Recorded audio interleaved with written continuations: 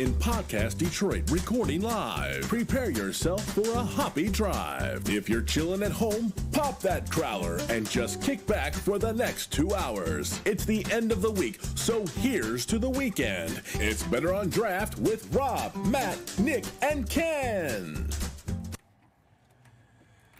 And we're live. Episode 206, Better on Draft podcast. A little late there. My name is Ken. We are in studio, and we are drinking again. Seems to be a theme. All right. With that in mind, I did bring some beer for us to try today. A mushroom beer, straight out of Canada, the Great White North. Yes, a mushroom beer. And from there, I am going to start off with myself. I am drinking my lovely black cherry White Claw for Flagship February. This is a flagship of the Mark Anthony brands. And did you verify that with them? You know what? I'm going to guess that it's their flagship. Something tells me about the amount of White Claw they sell to the point where they actually started. Have you seen they sell White Claw Pure now, which is literally just hard water? Right, the gray cans. Yeah, like it comes a point where I don't think it's jump the shark, but I'm like, what's the point at that point? Like you're using it as just like an alcoholic mixer, like a tonic water, tonic water with alcohol. Right. Nicholas, Hey, I'm drinking too. what's up, buddy? What's up, man? Did you make it the whole 31 days? I did make it to 31 days, and on day 32, I started drinking again. All right. Did you compensate for 31 days? No. Although I did feel like crap the next day. I'm sure you did. I remember when I was in Boston and I did my first day and I went. I mean, I had, I think 15 or 16 drinks that night or day, I should say. I mean, I started at like noon and ended at midnight. Good clarifier. Good. Yeah, one of the beers I had the night after our last episode. What's that? Foster's oil can. Oh man, I haven't had one of those. I don't think I've had one of those since the last time I went to Old Miami. They sold them at the Old Miami. Oh, they used to sell them at the Old Miami all the time. I think, didn't we go to that Power Glove concert in Westland at the Token Lounge? Yeah, that was. I don't remember who else was with Power Glove. There was Power Glove, Psycho Stick. Probably. Yeah, that sounds about right. But they were selling it there, and like, oh, this is like the best beer deal imaginable. But then that was like 8 or 9 years ago. Yeah, things have changed in a little bit. Yeah. What are you drinking right now? Is Flying Buffalo flagship? I mean, I wouldn't say so. I don't believe so. Oh, you know what? Well, I don't care. So I'm drinking Flying Buffalo. That's cool. I'm drinking the regular Flying Buffalo from Griffin Claw, their 2017 batch. All right. And then I got from also 2017 Stone Woot Stout. Man, you're ready to get fucked tonight.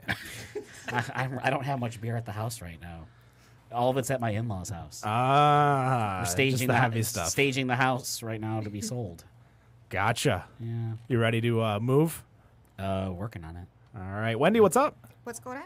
What are you drinking over there? I am not drinking yet. I'm holding out for the loaded dice. Oh. Well, spoiler who our guest is, that's for sure. It says it on the... That's beside the point. Just be prepared to be underwhelmed. I don't get it.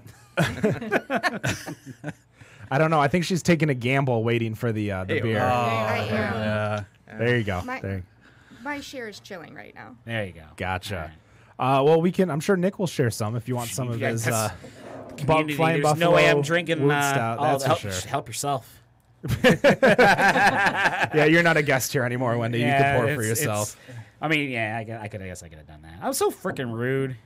I'm sorry, That's all right. Wendy. What's up, Rob? I don't know. I don't have a mic. That's because you're on 5 and not 4. There you go. That's better. That's much better. How y'all doing? Hey. Commence the jiggling. Have we have we killed any of your kids yet? No, they are still alive and well. Have they been well behaved? They have been teenager level behaved. Okay. So that's Not sure what that means. Shit, I'm still I'm not even 2 years into this. I'm still trying to figure this shit out. Still learning. Yeah. Still adjusting. Hey, man. And trying to find the joys in 11, 13, and 14-year-old girls that eat up all my damn food. Hi, kids. Well, wait. Should they be listening right now? They shouldn't be listening to a beer podcast at that age.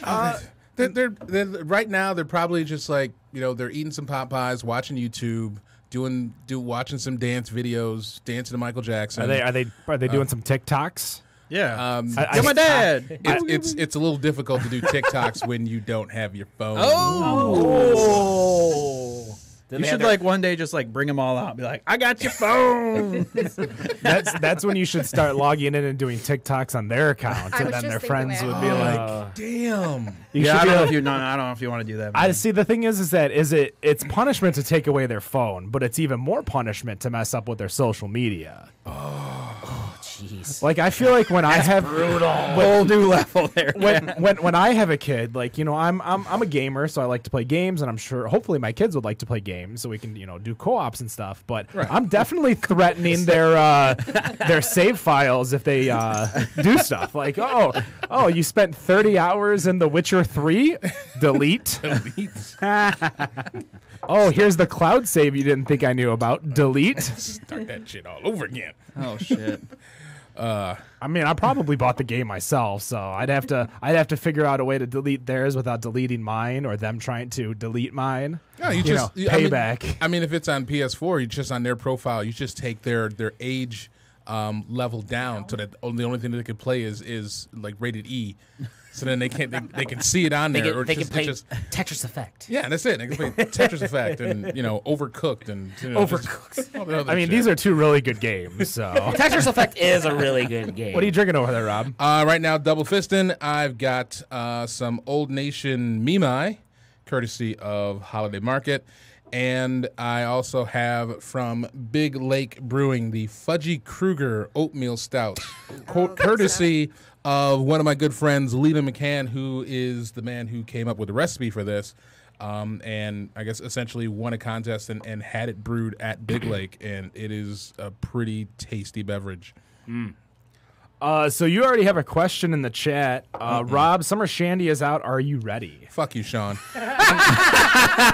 I'm not even looking at the comments, and I know it is your ass. And I am not drinking Country Time Ale. Keep that shit at home. You're like a wizard, man. Damn it, Sean. So you guys can actually join us each and every Friday night on Facebook.com/BetterOnDraft. You can join the chat as Sean did to ask Rob that amazing question. It's such a good question, Sean. And if you get a moment, take the time, pause this episode, go over to Apple or whatever you get your podcast from, leave us a review. It helps us a lot, gets us some more sponsors, some more beer, and we could do a lot of things, including the upcoming March Draftness, where we're going to be putting together a list of brackets for breweries. We're going to be buying a keg of their beer and literally giving it away pint at a time. Well, it depends on what kind of beer. It might be might be smaller increments if it's a heavier beer or a higher ABV beer. To be determined. Yeah, but pints at a time sounds about right. And it'll be a beer that is actually currently in season, unlike Summer Shandy when it's fucking February. You just barely got into flagship February and it's already out. I mean, it's like Leinenkugel is Costco now. Talk about premature. Well, with the bad puns, we've got Ed over here. Hello, Ken. How are you doing? I'm well. How are you? Good. Welcome to where you can actually drink and not be on the show and have to drink prior to the show. I pre-gamed all last month. I did pre-game today. You were drinking earlier. No, they did not have the beer available. The license didn't make it through. What? Ken's referring to the sushi beer bar grand opening I went to in Brighton, Michigan today, and the beer was not there. Aww. So we can talk more about that later. All right. We got 2 hours. So. Yeah, we got 2 hours. But right now, next to you, we have two guests. Why don't you guys introduce yourselves and tell us where you're from? Go for it. I'm Jen. Okay. She's It's all great. you. I'm Jef Smith. We're the owners and proprietors and founders of Loaded Dice Brewery, a brewery that's set to be open in Troy, Michigan, the first craft brewery in Troy. We're hoping end of April, beginning of May. Felt a little shade over there. That was some shade. What? I mean, there is technically a brewery in Troy. Right off Big Beaver. They're part of the Brewers Guild. They are, yeah. Okay. Tell us how you feel about that. That's awesome. I mean, I'm going to love this episode. I was the very first patron of that brewery. I have a nice growler and a photo to prove it. That's something. I just rebranded one. What's that? I just rebranded one over the weekend. Though I tell you what, those growlers, the ones with the rubber top and the nice handle, those are really nice growlers. I don't mind spending the money on those because I had at one point probably 100 growlers. A lot of them got recycled, and by a lot, I mean all of them except for the nice ones. Or I think Austin Brothers gave us the goblet growlers, which are really nice, like the short, fat ones. Okay.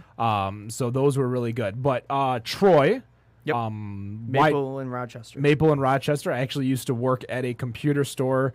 So you're just north of Maple. I used to work at a computer store that was right in front of Hippos. Yeah. The hot dog place, and I remember working there like 100-degree days, rifling through because the guy who owned the computer company would buy from Salvation Army computer parts by the pound, and they would literally bring it on a pallet, and we'd have to siphon through. And like, all right, this is good, this is bad. We could take this from here, this from there. And the goal of that was for what? I don't know. They paid me Cool. $10 an hour under the table to do that. And as Perfect. a 17-year-old in high school, that was a lot of money. Yeah. Yeah, absolutely. Yeah. So And you go eat hippo hot dog to no end. I wasn't a fan, but I always remember down over by Clawson there was a water store, and I never realized why you needed a water store until we needed a water store. Because we would just buy like one of those big things of water. I can't think of like the water cooler water, and just have to use that because we had no water. There was no AC because we were outside, and we had someone that was a friend of ours. He was the only one that could fit inside it. He was about, I think, 4'10" at that time. So we literally would lift him up, put him inside the box when we couldn't dig in anymore. Okay. I was trying to figure out what you were putting him inside of. Right. I thought you were still talking about the water jar. I know. I was like, the fuck are you doing? Oh, is this Ocean's 11 with that guy that jumps, fits in the... Oh my gosh. So we got it now, though. Are you a home brewer, a former brewer? What's your history? I've been a home brewer for about 22 years. Wow. Yeah, showing my age. I got a lot of gray in the beard. So Oh, you can probably that's pick all up good, man. It's all good. I thought that was from the kids. That too. Yeah, so last year before I started this venture, I was 170 pounds, no beard, and dark hair, and no gray at all. And now look at Sure. me. Right. Uh-oh. Right. No, yeah. So what? My whole thing was like I'm going to all these new breweries, love beer, and everything just seemed like it lost its kind of soul, that magic that I had when I started brewing. So we just kind of decided we're diving in and we'll take a chance and put something in that put everything that we have pretty much into this venture because we want to bring like that feeling that we get when I make a beer, share it with my friends. It's a magical feeling to me. So, that's kind of like our whole mantra is like bring back that feeling of home brewing to everybody who comes in. Because a lot of places I go into now, it seems like not a lot, but some of them it's just sterile. It's like you could tell like it's a business. It's not for the love of craft beer. So. We see that a lot when breweries are opening because we talk to a lot of these breweries that opened before, and you could tell the difference between what people in the craft beer enthusiasts call like new money, like they're just throwing money at it and trying to open. And I think a lot of us saw that when Roke was opening because they went into distribution. But when we brought John Leone on, who was talking about we have a distribution background. And it was kind of the same thing with Ellison. Like you have a guy who is a distribution guy. You can come in with a different beer plan, a different business plan. Are you guys like, what is the 5-year plan? Are you looking to stay, Troy centric and promote, just the city of Troy, or are you looking to expand, possibly can? Like what's the goal other than, be in the black? Yeah, that's the huge goal. That's the one that's right out in front of us. But yeah, we're in a really grimy little strip mall. And we chose it intentionally, not because just the rent was cheap, but because it was grimy and, we wanted to be part of something that like someone stumbles onto and finds. Troy, the city, has been phenomenal to us. They're really pushing it. The city planners like, I'll come in on the weekends. I'll clean pots and kegs. You just tell me what I need to do. I'm like, that's good because I need free labor because I can't pay you. Can't pay you.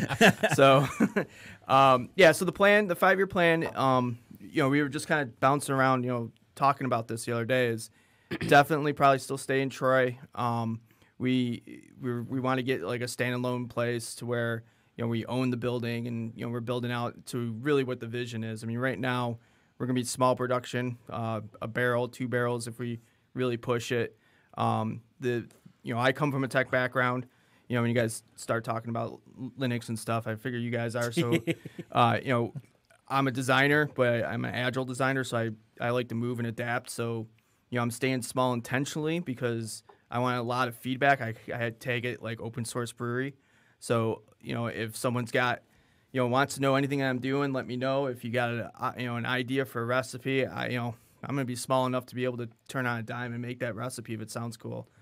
Now, you mentioned open source brewery, and a lot of people really don't understand the phrase open source. So why don't you kind of break that down a little bit? So in the tech community, open source code is like you basically take software and just bring it into your compiler, not to get too nerdy, and you have that software.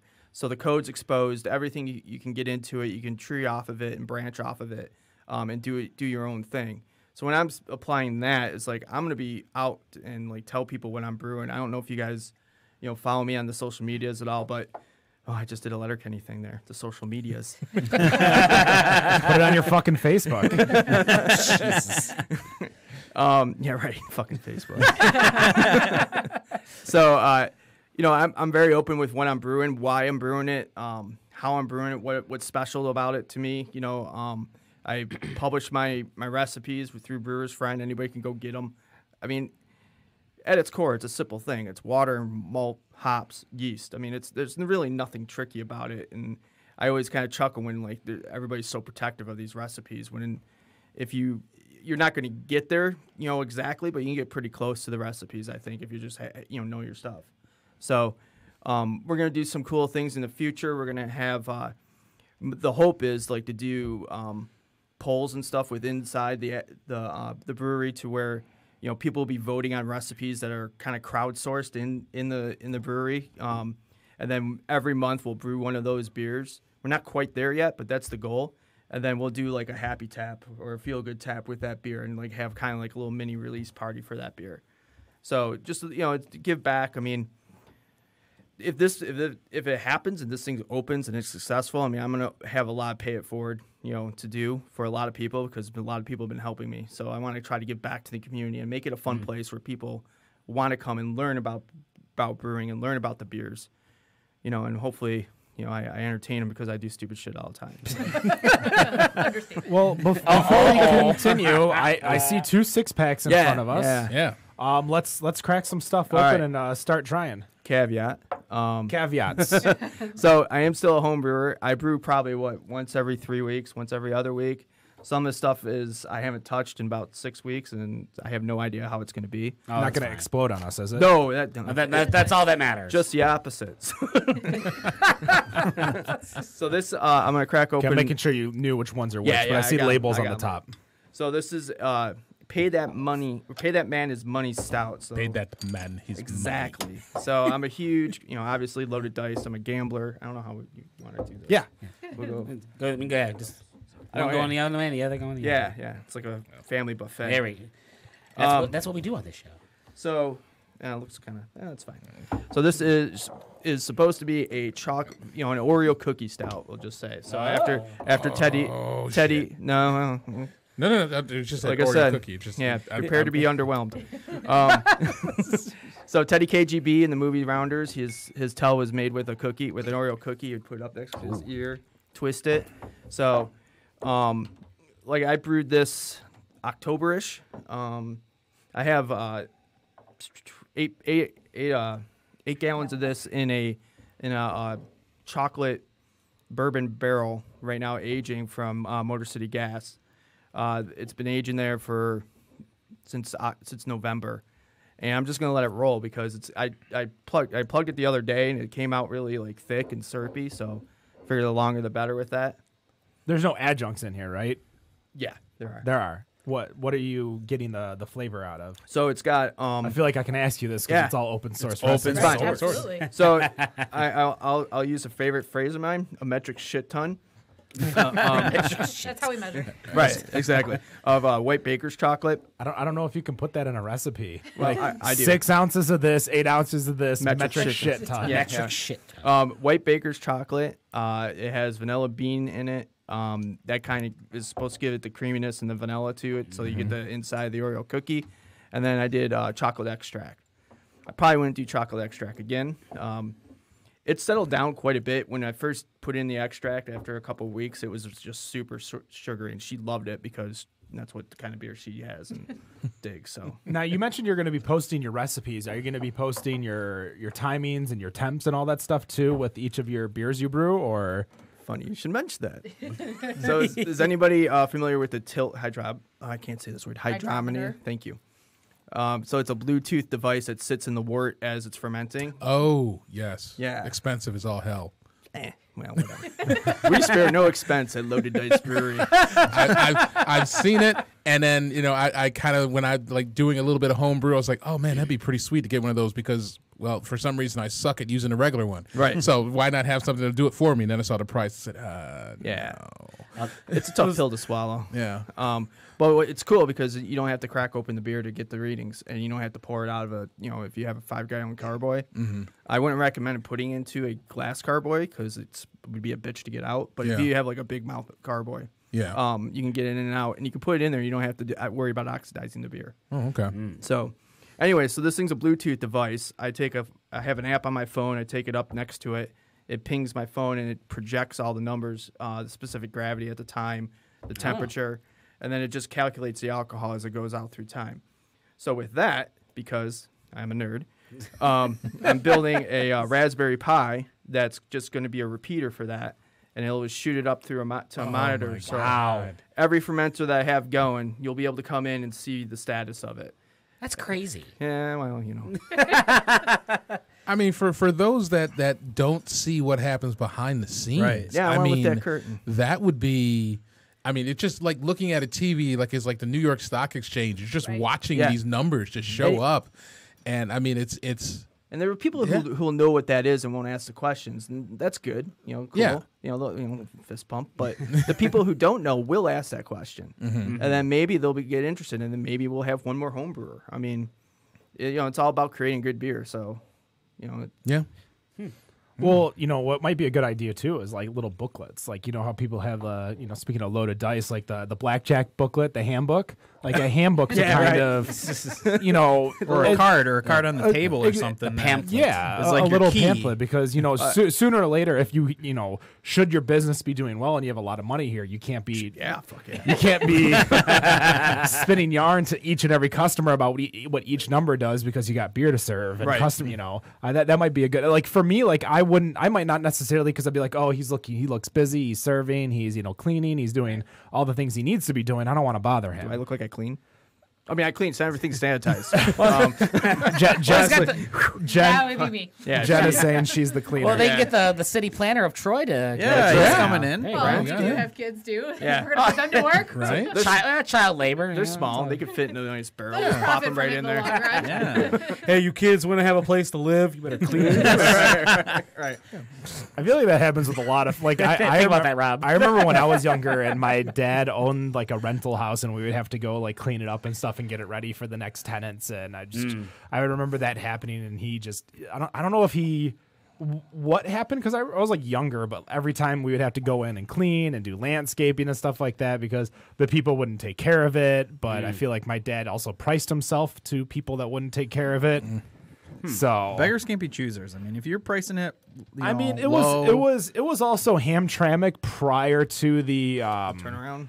I mean, turnaround is not necessarily the word I would use. I would say the hipster invasion.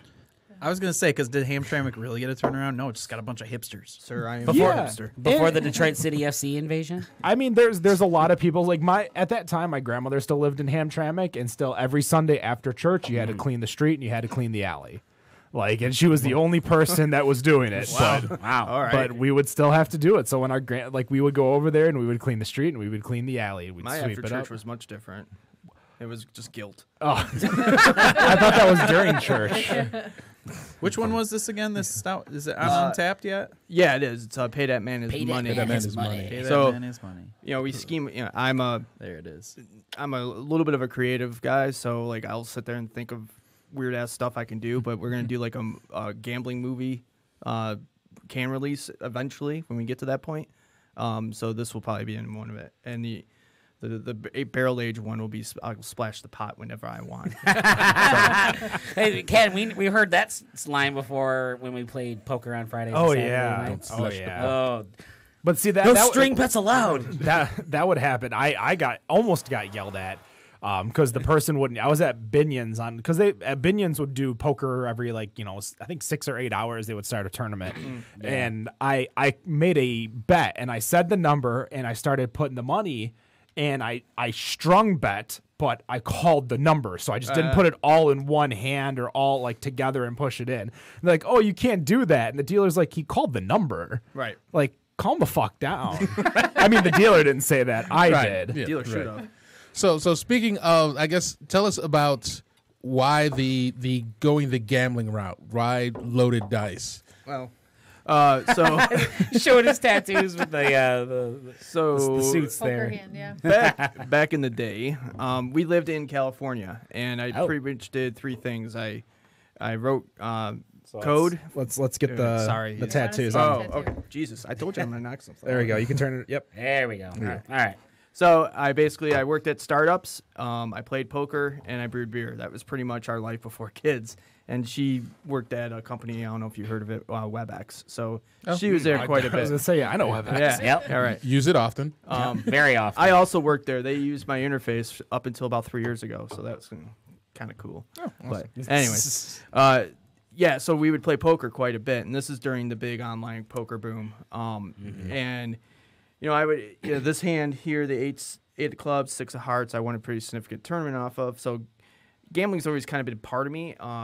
My dad, had race horses, and I would go to the track with him all the time, and so I'm always like, it's more the numbers game. Like I know I have the betting system, like that's mine. Like I figured this out, and it's not true, but I think I do, and I always try to come up with something different, a different betting strategy, a different way to bet, So, we were bouncing around ideas for the name, and we were trying to come around something with the poker or craps or something like that. And loaded dice just kind of rolled off someone's tongue. We're like, that's it. And then I sent it to my friend, and he made the logo. And so it's just kind of been rolling from there.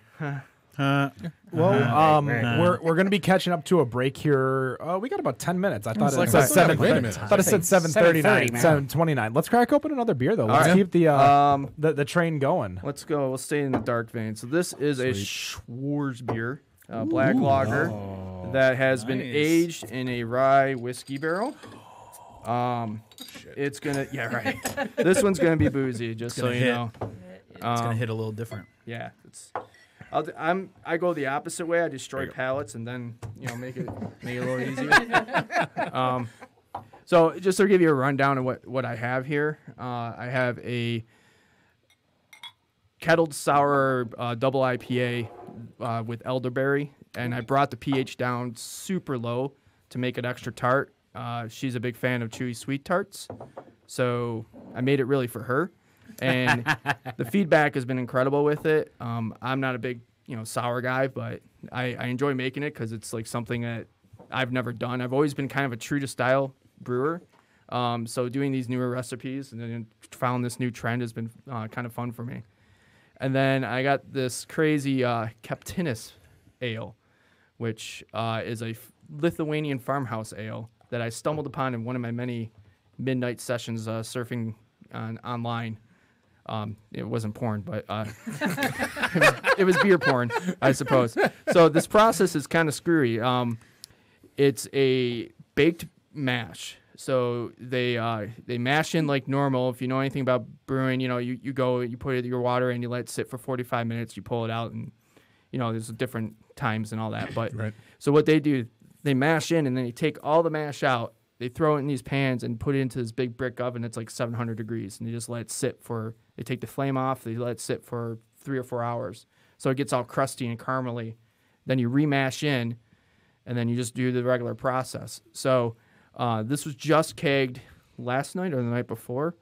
It needs a little work. I need to get bigger pans to use because I only got about 60% of the mash out of it.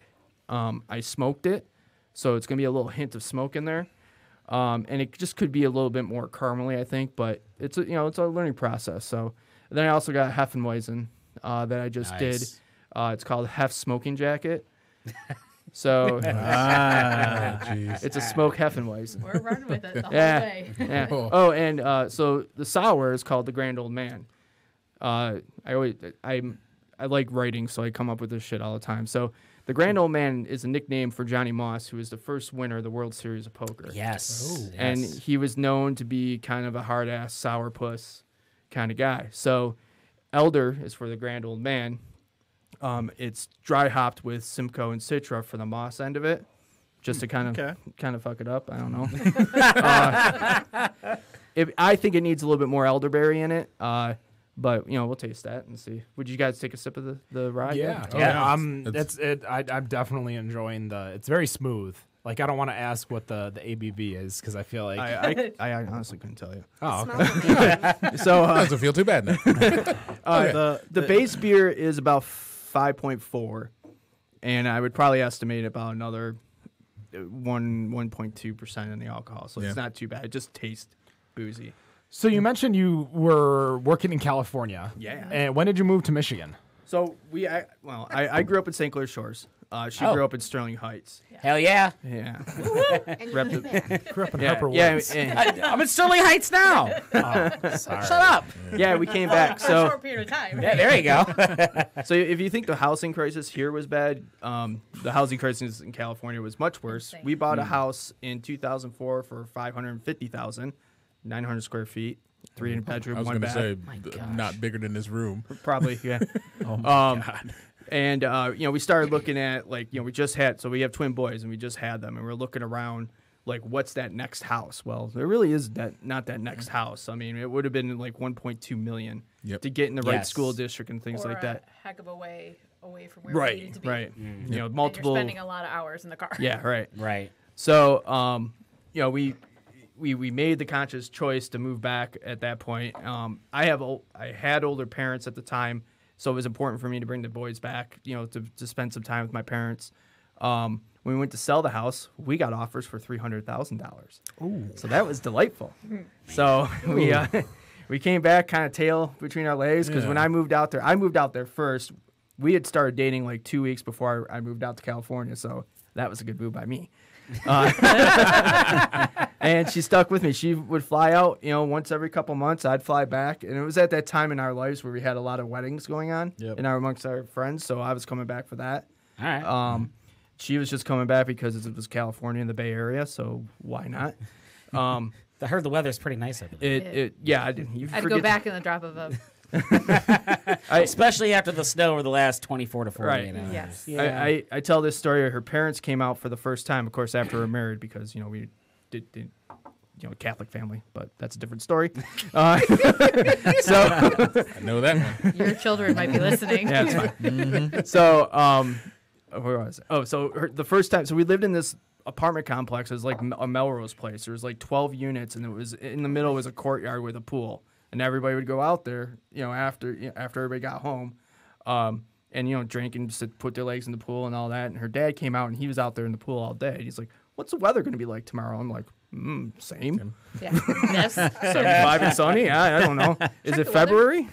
No, then it's probably going to be sunny and 75. Yeah. February it rains. So, It's about what it is out there. anyways, sorry. I keep going if you keep asking me questions, man. Not shy of information. Well, that's fine. I worked in the mortgage industry, modification, short sale, and foreclosure during the market crash. So I saw the big states like Michigan, Ohio, Texas, California. Nevada was definitely another one that got hit really hard. What's your go-to game when you go to a casino? Like, what are you looking for? Is it are you looking for the poker room? Are you looking for a table game? Depends on my objective. If I'm there to make money, that's poker. Like my poker feeds my craps habit. So there's a group of you going. If there's a group of us going. There you go. There's the answer. If I'm there with the boys, I went last year for my friend's birthday. It's blackjack and craps.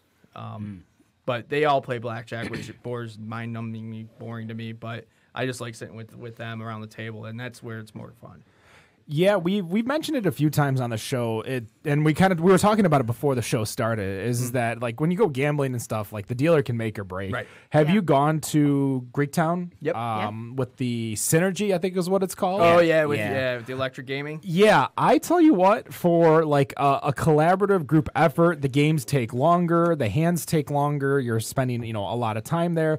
It's definitely a lot of fun. It is. It can get rowdy. Yeah, it can, especially if the dealer is cold and everyone's partying around you and people are doing dumb things like splitting tens. Yeah, do it. Fuck it. You only have so many chances to make money in a casino, man. Split those tens. Oh, people are going to think I'm nuts. Only if the dealer's showing a bus card. Oh, that's even worse then. No, I'm with you. I'm always the friendly, like people will always tell me like that's your hand, play with it the way you want to, and I'm like, when you say that, you don't mean that. But if you say, let's go, let's party, for me trying to split tens, it'd be like, all right, I'm going to split my tens. But I'm there to gamble. I'm not there to, Yeah, my grandfather always told me, this is your box. This is your bet. You play with it. Don't matter what people to the right of you do or the left of you do, because everyone's going to mess up or do good. And no matter what, the hands are going to be different. And then one day I split tens next to him, and he got up and went to another table. I'm like, Grandpa, where'd you go? And he's like, I ain't sitting next to you. Right. That's definitely fair. So, Jen, Yes. do you gamble at all? I don't really. She takes the $25 chips off my rack. Yeah. I'm the wife that stands behind him going, how you doing? Okay, you're up. Like, pass them over. Let's start pocketing those. I was going to say pass them play over with for me to you start to it. use or At least for to you cash out with. Okay. I much more would rather have something tangible in my hands for the money spent. What about brewing? Have you brewed before or I'm more of a witness and the second hand. taste tester? But that's also how I am in the kitchen. I mean, that's where I think he's going to do really well is he comes up with crazy flavors and is the chef in our house. And I think that translates really well to the different flavors and the different styles of beer. And he can come up with all these odd concoctions to I definitely got the booze on the end of that last sip. Yeah. The rye one. That snuck up on me. There for was sure. cherry in there, isn't there? Cherry in there. Yes, the base beer is slots of cherry. So Okay. way I was back. like, sorry. So there's a little bit of cherry, and this one it kind of muddled in here, but the original recipe had some cherry. But I think the rye works well with the Yeah. cherry. Yeah, though, I think so. It's like you were saying those. You're like, I don't know when you say it, but then when you have it, you're like, yep. Yep. One out of like 500 I made this year. But. Hey man, that's a winner. Yeah. Bookmark that All one right. and. So Well, we can crack open one more before the break. Ryan Balicki says cheers to you guys. Ryan's a good guy, man. Can't wait to have his beer out of his loaded dice. Loaded. That's Yeah, we too just- much nerd talk. I said loading. Loaded dice mug. I was just at his place Thursday with Andy from Cap and Cork. Okay. All right. Yep, we're very happy. I have yet to get to Copper Hop. Same. They opened and I moved to Ypsilanti. So you're a little further away. So I'm a little further away. I did go to Brewery Face On, where our Yeah, I gotta hit that one. our friends over at the Brews Brothers hosted their most recent episode. For the culture. And I ran into Kuma. They had a double there.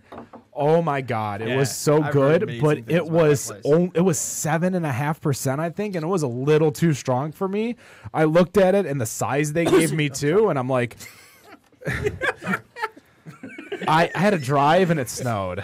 Oh, okay. Like, Sounds like an excuse. I needed to be smart, and we do promote safe driving. Oh, of course. Use your shipped account if you want booze delivered to you. Don't go to Meyer. Just have it delivered to you. We need a fucking grizzly out here in Michigan. Well, I mean, I The guess thing is if that- if we go into the news, I would have to say that it's probably closer than we Well, think. so in Michigan, you can deliver alcohol as long as you deliver hot food with it. Right. Which is why what's that bar? Embrew can deliver growlers of beer with their pizza. As long as you buy hot food in the state of Michigan, you can actually deliver alcohol. So when I was making a business plan for a beer store back in 2009, because I started school in 2009 and that's when I made it. I basically had an idea that was, I was about to say One-Eyed Betty's 8 Degrees Play-Doh, but had a like the what's that fried chicken company that's in a lot of like liquor stores. Churches? Churches? No. Not at churches. It starts with an F, I think. Yeah. No, Frank's. No, so there's Yes. Fred's, Frank's, Frankenmuth. Francesca. I mean Frankenmuth chicken, right? That Wasn't too hits. far out. So I was like, if you could make an app where you have to like within, I work for a point of sale company and they want to make sure people order booze or order alcohol to drink minimum, stuff like that. So they want our system to do that. If we could create an app that would force you to buy hot food before you can even go looking at the alcohol, you'd be like, oh, I want to order a fries. Right, You can't buy a bag of better made chips. You got to buy Something fried. something fried, Right. something they're made, sober. something Right, something warm. Yeah. Right? That was the whole... hot food is Hot what food, I think is right. what the technical term Sure. is. Just not Emperor's Pizza. Ooh. Hot take. Oh, okay sauce. Their pepperoni sucks. All right, so I'm really. All right, so C-minus. this beer, before we take a break, let's talk about it. Yeah, what is well, this? This is the Captinus beer. So it's an ale that I think drinks a little bit like a lager. Yeah. I need to work on it, but it was a cool process. It's got a little smoke to it. Yeah. I want it to be a lot more malty. But it's about 5.5%. It's going to be his excuse to get a bigger smoker. Which one's this one called? And that's not a cheap toy either. Kept my money. I was going to kept the say money. this Okay. almost tastes like a light alt. Yeah. Like yeah. I'm definitely getting the malt, the caramel. Yeah, it's the same kind of jive. When I started, I was gonna do an alt beer because I know somebody in the show likes small alt beers, but Wendy. Oh, Wendy likes Well. alt beers. Yeah. Wow. so but I decided to go with this because the process was just interesting. Like you bake a mash. I mean, that's Who bakes cool. a mash, right? Right. Yeah, alt beer is definitely because you can do like a 2-step mash process Yeah. to make Right. the alt beer. I only know that because I made it with Cody over at North Center Brewing over in Northville, Michigan, just on the Baseline Road, over in Northville. Go check them out. Of course, go check out the Ultraviolet if it is on tap. It's an amazing alt beer. That's a bingo square, isn't it? Like you mentioning an alt beer? I mean, It's turning into the free space by now. No. Yeah. Keto's still the free space. No, it's turning into the Oh, free is- space. I did If- really bait him into If it. you had though. 2 cards on a sheet, a Yeah. bingo sheet, that would be the other. might free as well have like a bingo circle. At the same time, though, we got to give Jeff kudos because that's like show knowledge. So Yeah. him bringing that in shows like that he listens. You know what I mean? Listen, He's no matter preparing for this. No matter what you think of your beer, Oh, yeah, that's true. you're a little early, man. And we're done. No, but I talked about, and my friends make fun of me, but I've lost. I think I'm down like 85 right now. Yeah. And my friends make fun of me. And they're like, oh, they're not my high school friends. Oh, They're your like, high school You friends. still hang out with high school friends? Things that will be mentioned. Things that will be mentioned at the Super Bowl party. Ken mentions he's keto. Sure enough, I come in, so I brought in like pork rinds for me, and they had chili. One of my friends made like a cheese dip. Everything was fine. They ordered pizza, and I didn't eat anything. And they're like, "Why aren't you eating pizza?" I'm like, "Motherfucker, keto, like keto, man. Like you just made fun of me 3 hours ago about mentioning keto." Guys, we're gonna take a quick break. We're gonna reset. We're going to have some fun. We'll be right back. This is, as always, our first break sponsored by the Ferndale set. This is Brother Son, Better on Draft Podcast. I'm headed for the city, trouble in my mind.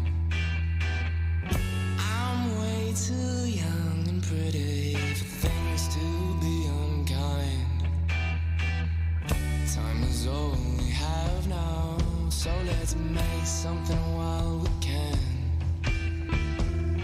I'm headed for the city to make me start again. Conversation now and then. Gotta go, gotta get it. Don't make things go south, baby. Oh, oh, oh, oh, oh, oh, oh, oh, oh, oh, yeah. Oh, oh, oh, oh, oh, oh, oh, oh, oh. I'm headed for the city to see what I can unwind. Always gotta start it to dictate, make it in this life.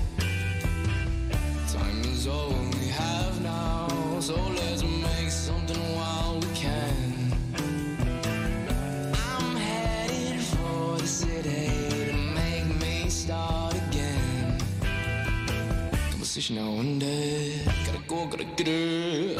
Down, make things go south, baby. Oh, oh, oh, oh, oh, oh, oh, oh, oh,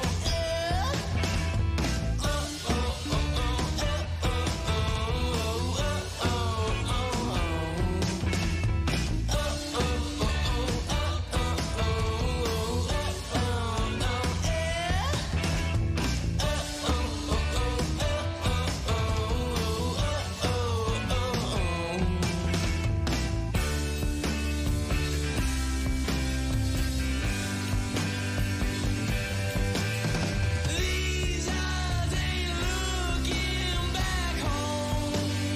No, I'm now by myself on this road.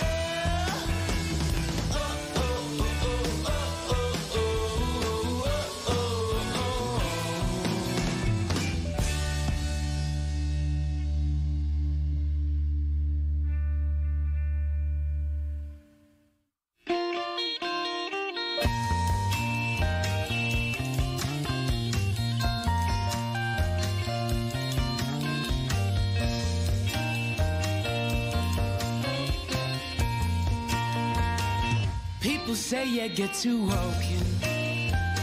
They just can't find a little soul. Light up a cig and let's get talking. Talking that rock and roll is more than just a style of play. It can get you what you need, just let it take you away. If you're ever feeling down, forget about the bullshit, dance your worries away.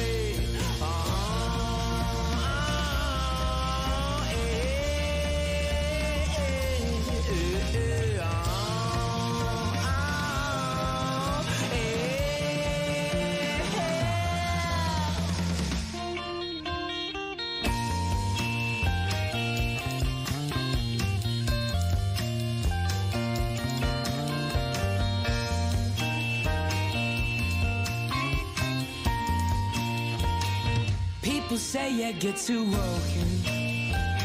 They just can't find a little soul. Light up a cig and let's get talking. Talking that rock and roll. Sit right back, relax and chill. Let me lead you on your trip, see how that rhythm feels. Don't let troubles cloud your mind. It's only in your head, you are so mighty fine.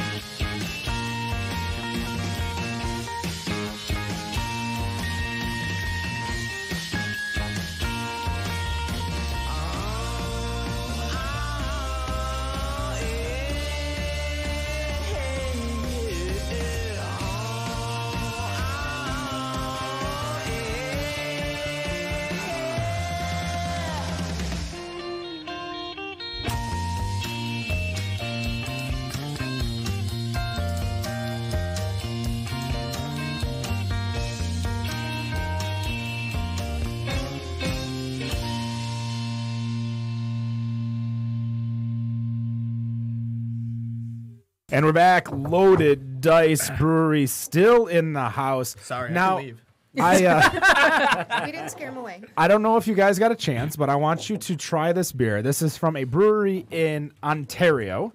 So it's not the Dildo, it's the Block 3 Brewing. First of all, dildo's from Newfoundland. I mean, Canada, it's all the same. It's all the same. But they like my shit on Instagram, so get They- more dildos well, I if got you lo- can. I got love from Dildo Brewing. So you got love or I got love? I got love from them a couple times. Do they know Okay. the I Dick think family? you did too. I did too. All right. this beer is from Ontario, Block 3. It's called Fungus Shall Inherit the Earth. It is a mushroom beer. So it's definitely Rob's gonna hate it. I know that because it's definitely on the sour scale. I am a fan of mushrooms on pizza. I am not sure how this is going to work on. I as have far as tried being a beer. mushrooms so many different ways, and I've liked none of them. Therefore, I do not like mushrooms. We could but turn that into a this- Four Loko there, Rob. Hey, and- I had mushrooms before the show. And When I have mushrooms, I rip gas. like for you need to be me, out there. if things are cooked, like I don't mind them, like a cooked mushroom in like a soup or something like that. Like I don't like tomatoes, but I like cooked tomatoes. I don't like beans, but I like beans in a chili. Which kind of beans? All beans? I mean, I don't know. Green beans, pinto beans, black beans, I'm- red beans, kidney beans. When I'm doing a Chipotle bowl, definitely pinto. Okay, yeah. Respect. When I'm like in a chili, any bean really, kidney Okay. bean, pinto, black, it doesn't matter. What about green? Because I think the chili sauce is definitely what does it. Who I puts don't. green beans in their chili? Yeah, I was gonna say green beans. And It's the an option. That's weird. All right. Yeah, It's green. So, what do you guys think of this mushroom beer, Wendy? You don't It like smelled mushrooms? like it was going to be sweet, Oh. but it was definitely tart. Yeah, Yeah. I liked it. My girlfriend. So we bought 2 bottles because my girlfriend wanted to bring one home, or bring one home for her, or both of them home for her. She didn't like one, so I inherited the other. And you guys inherited the other, I should say. So welcome to this. Thanks. I definitely get a lot of like the sour, Yeah. salty, tart, Mm-hmm. but I mean it's not bad, but it's not anything to write home about. I think, in my opinion. Yeah, but if I'm you see getting- a mushroom beer on the menu, you're probably gonna go. I'm gonna order that. There's going to be people Just that are for- going to order it, and then there's Yeah. going to be people that be like, fuck no. Right. Right. So I feel like you're going to You're- have, it's polarizing. Oh, I don't think. I think a lot of people, when they see those types of beers, those types of things, like it's not a it's a beer made with mushrooms, but it's not a mushroom beer. Right. Like there's no I'm not eating mushrooms here. Just It like doesn't taste like mushroom. like any ghost pepper beer. Like if you eat ghost peppers versus a ghost pepper beer, the Right, heat is right. so different. Like I actually liked a ghost pepper beer. Which one? Dragon Tracks. From Witch's Witch's Hat? Hat, yeah. Which, so is a variant on there. It was a variant of their Right. Dragon Tracks. The Ghost Pepper, it was a summer beer fest. God forbid why I was drinking that. Well, I know why. At a So summer beer fest. I can't do hot and heavy beers during like those summer months, Right. those hot months. Like I want something crisp, easy, nicer to drink. I think it's I'm trying to think of the name. It's from Grand Rapids, and they made like a cucumber watermelon goza. Actually, Arbor Brewing Company made those. I think they make one of this. I know this wasn't an Arbor. Okay. But I remember having it. Might have been Elk actually, Okay. and I remember having it, and I remember just continuously going back after we were pouring because we were pouring for probably at that time Cellarman's, and what I would do is whoever was pouring, I'd go get beers, come back, and then we would swap being in front of the I because was you gonna can't say drink behind. can't drink behind. So swap being in front of the bar area and drink our beers for sure. Speaking of which, the Winter Beer Fest is going to be coming in 2 weeks from today. Yep, 2 weeks from today. 2 weeks from Yes. tomorrow. One day Tomorrow, only. We're going to be pouring for Austin Brothers, and by we, I mean me. I'm going to be pouring for Austin Brothers. The rest of the hosts are going to be home and enjoying life. I am going to be cold and really enjoying life. I'll be cold with you, Ken. Yep, you'll be there. I'll have some of my own friends there. My girlfriend is going to be there. She loved pouring and talking to people and having fun. I tell you what, pouring for a brewery is such a fun experience. Oh, it is. You It get to really meet a is. lot of people. We're going to be bringing our the list here shortly. Yep.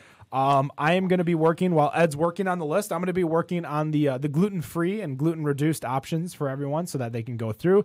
Big pro tip: it's basically anything that's a seltzer. But I'm going to be working through because the goal is to try to get everyone to have fun at these festivals. And sometimes, especially, I mean, we're over a year past the no ciders, no meads rules of the beer festivals. But, you know, I think people need a little helping hand knowing exactly where they can go. So I'm excited. I'm hoping, I haven't checked the full list yet, but I'm hoping Liberty Street's there because their seltzer's fucking their amazing. seltzer's really, really good. Ordoc seltzers are pretty good. And then I think Oddside dropped a seltzer line, so that's going to be a lot of fun too. Perrin, obviously. Yeah, Clear you know, Coast. I got Clear Coast at home, and I'm really, really happy. And what's great about Clear Coast is that I'm not drinking it like I am like White Claws or Bon and Vive, because Bon and Vive, like I can just drink 6 and okay. Like I get a lot more flavor from the Clear Coast, so I'm really happy. Any other opinions on There's, this? just to give you a quick update, there's no Liberty Street at That's Winter Beer okay. Fest. What was your other one you said? Outside. Oddside. Which Of course, I'm because guessing- Grand Haven. Right. What was your other one you said? You said another one besides Perrin. Did I? Yeah. Yeah, there was one th- more in there. I don't remember. Aaron, So they say outside Liberty seltzers, Street. and my brain shuts down. Liberty Street. That's what it was. I remember. Well, here, like, you just can't turn away from I not know. necessarily fads, but It's here. It's gonna stay. it's here. It's not as bad as the New England IPA fad when it came out because everyone and their mother made a New England IPA.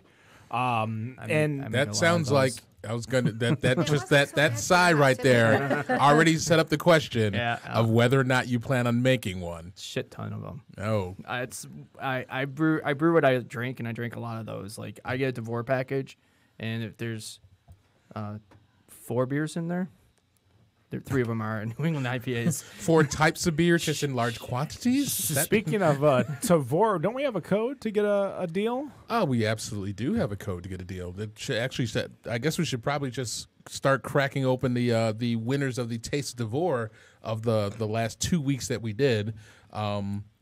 Actually, last week and the 2 weeks before that during Dry January. When That you one forgot when you forgot when we I weren't forgot that it was drinking? Dry January. Yes, exactly. But we do have a code for Tavor, which is Robert, ROBEAR, which that will get you a $10 credit after you spend the first $25, your first $25 on beer. They got quite a bit that's been up there. Lately, I've been seeing a lot of stuff from Alaskan, but there's been some stuff from Toppling Goliath.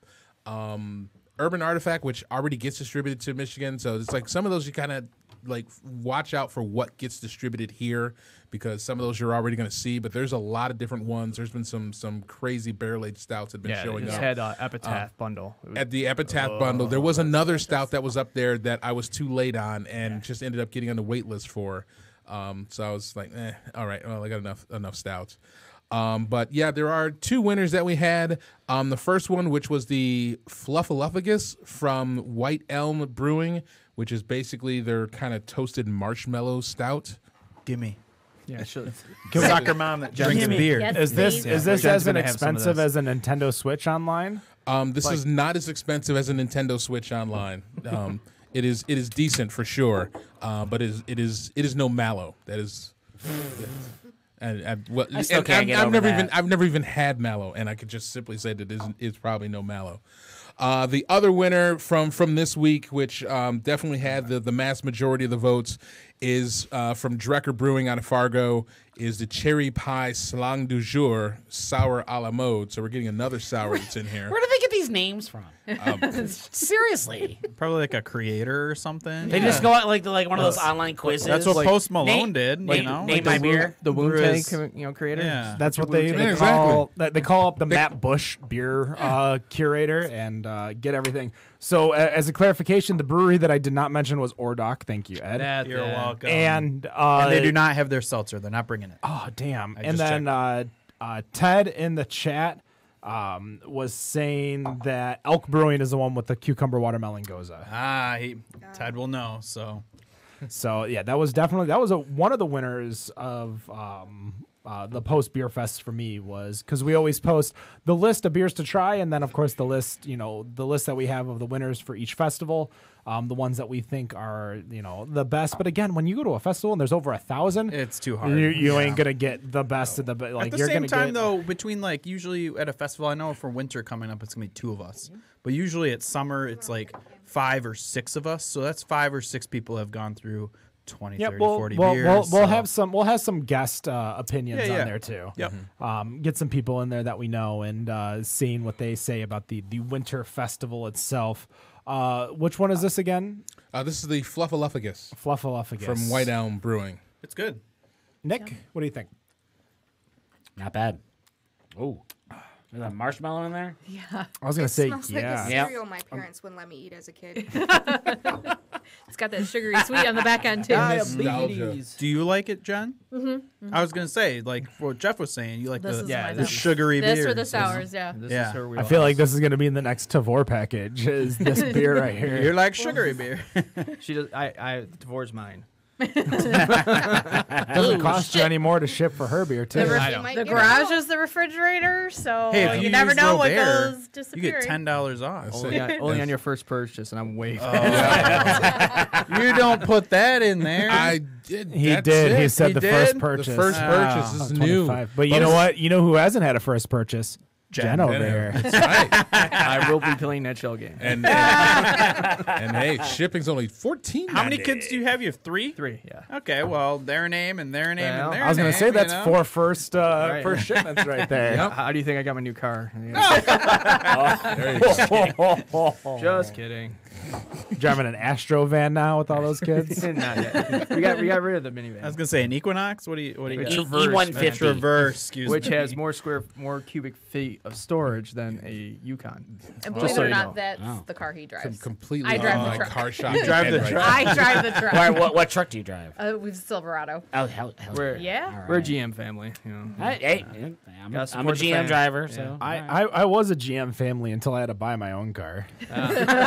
I turned Chevy really fast. But we were kind of talking about customer service when we were talking of the open source, the information you're giving. We were talking about dealers and customer service. Like for me, like customer service at the Chevy that I go to, like this guy not hooks me up and gives me discounts. I actually pay more to go to this person, but he sets me up, makes sure things are good, to the point where when I was driving 50,000 miles a year, like I needed some person to be that good person, not the shady car dealership that you go to. Like, I will spend the extra money just to go there. I kind of want to bring it to you. Like, what have you ever had like a customer experience? And we'll kind of start with Nick here. A customer experience that was just so good, whether it's a brewery or a bar or something that you go back to. Because that's the one thing I loved about. We talked about the Gathering Place. I think it was during our break. Yeah, right. Yeah. The beer wasn't that great there. No. They had 4 beers. And but the service, as much as it was hit or miss, like when it hit, like you could tell when the bartender was paying attention, and they would just a lot of times they would just bring me beer refills. I'm sorry. No. Well, no, Especially we're before Nick starts, like we were kind of like going after like that whole like there's that customer service that just sticks with you, that you go back even if you pay more money, you do more, more effort. Like for me, like my dealership now is an hour away, but I'm still gonna go there when I need my car checked up. Right. Nick, like, do you have like a any type of customer service that you like particular place? Or a particular place, a particular. It could have been online. Like I had a good experience with Newegg to where I'll probably buy most of my next computer parts from Newegg. Unless Micro Center's cheaper. There you go. I mean, the only reason I go to Micro Center is for the fact that I can get it today. Well, today in pretty much anything you want. Yeah. I probably have. I could tell. I would. Yeah, no. Right? I would say maybe like this is probably a random ass example, like SiriusXM, like just talking to them and doing it on their little chat thing, not so much on the phone because I hate using the the phone. I can't stand. Are you a millennial? I am. We man. all are. Yeah, and not to mention I was working, so it's like so it's even Right, you're doubling up. You're multitasking. I'm multitasking. I'm working while I'm doing. I've got 6 other fucking things I need to do. Talking on the phone with you is not important, but I can chat with you while I. Right. Okay, no, here. All right, I got a real example. Okay, All right, a real one. an actual. Not out of your ass. Yeah, a real one. No. My Sony network account got hacked. And I think everyone's did. No, this one was I was like the only one. And did a Nigerian prince offer you free PS network? No, I have $1,000. So they somehow it got into they hacked my account. They were making purchases, so I was able to retract all that, but I couldn't access the account. The password got changed, so I had to go on to Twitter, get them to talk to me. The Twitter. Yep. Fucking Facebook. Then we were able to DM back and forth, and then over the course of an hour, try to figure out how can I recover my account back. After about an hour, they're like, okay, they alluded to one thing, like which account or which system did you register your account under? And I had a PlayStation 3 at the time. This is my PlayStation 4 they were talking about. So they're like couldn't say it, but because that would have been giving away too much information. Right.